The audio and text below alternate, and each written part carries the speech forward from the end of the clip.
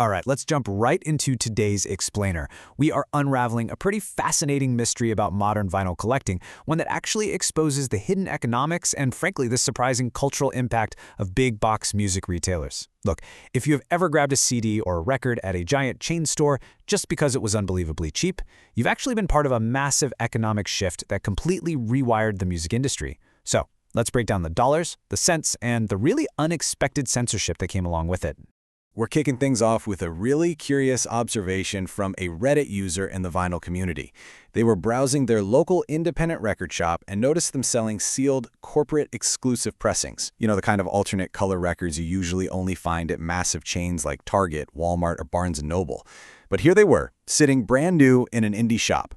It sparks a totally valid question.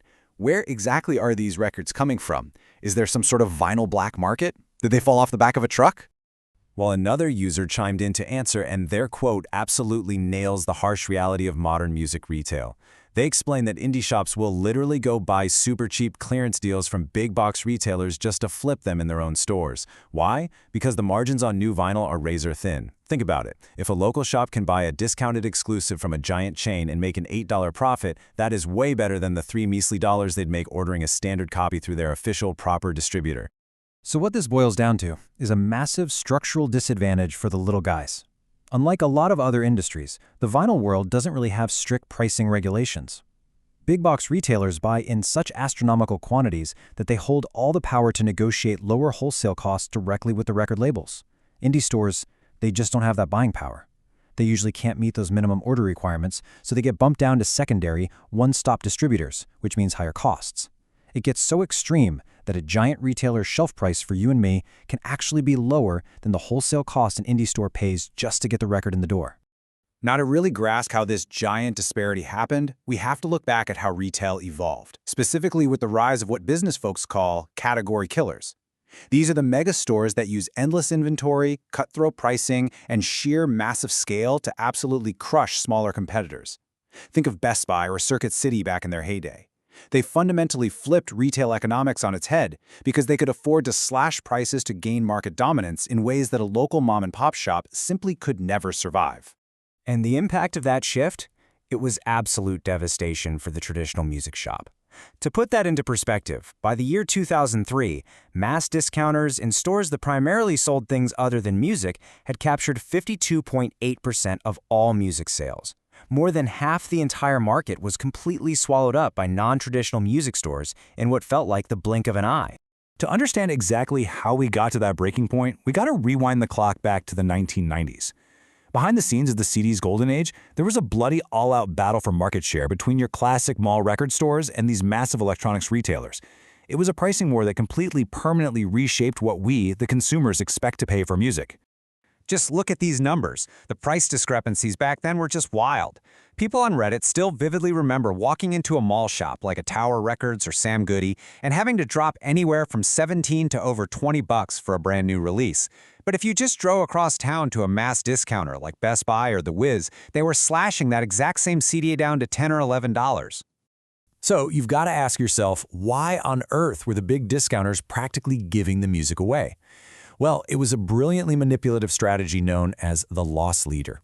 These massive retailers were essentially putting CDs on the shelf at or even below cost. A store might literally take a financial loss on a hit album.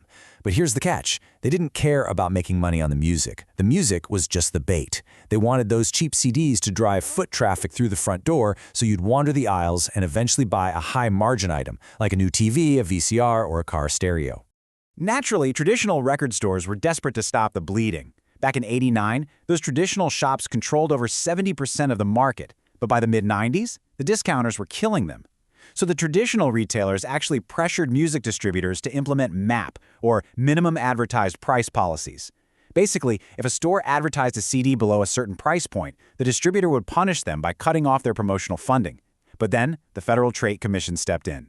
They argue this was just an illegal move to artificially jack up CD prices, and by the year 2000, the major distributors were forced to completely abandon the MAP policy. And the fallout from that FTC crackdown?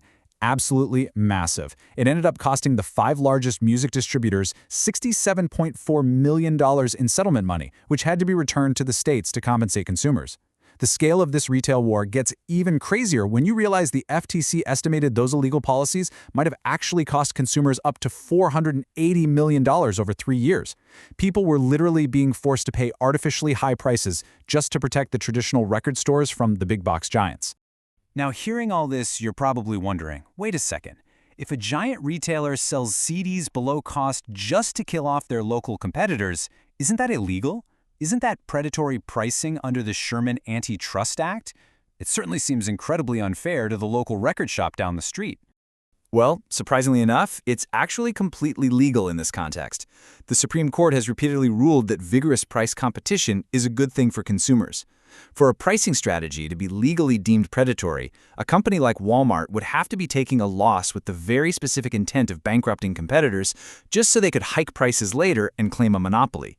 But since a discounter's intent is just to attract shoppers to buy other stuff, like groceries or bedding, it legally passes the test. They aren't trying to monopolize the music industry. Music is literally just a means to an end.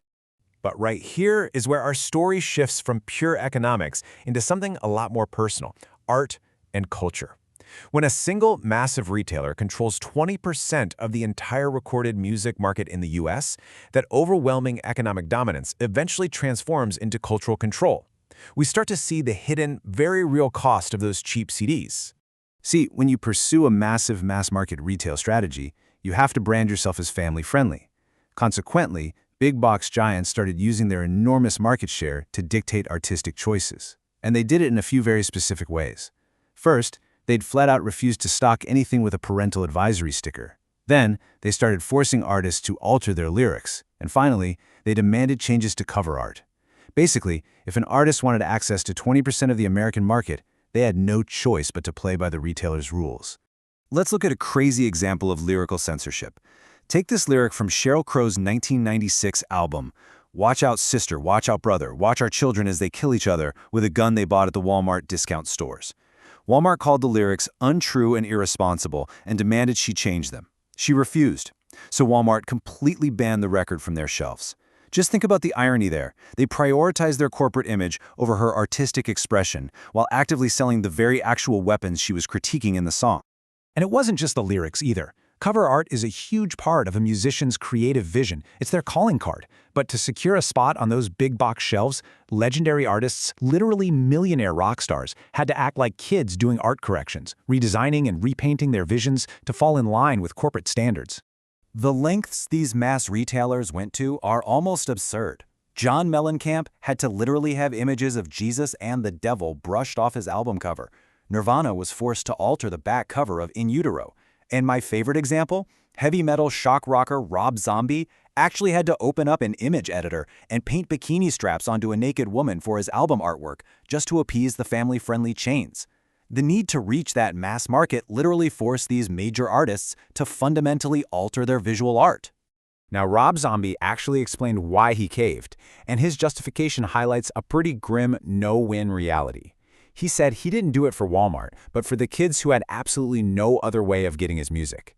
Because these category killers drove so many local record stores out of business, for a ton of fans living in rural or suburban areas, the big box store was literally the only place left to buy CDs. If the artist wanted those fans to hear their work, bowing to the big box censor was the only option. So that really brings us to the ultimate takeaway of today's explainer. We've traced the economics, how saving a few bucks on a CD or a record trickles all the way up into massive corporate market power that wipes out local indie shops.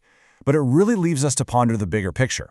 If the convenience and the low prices of big box retail get to dictate what lyrics we are allowed to hear and what art we are allowed to see, is it ultimately worth the price of our artistic freedom?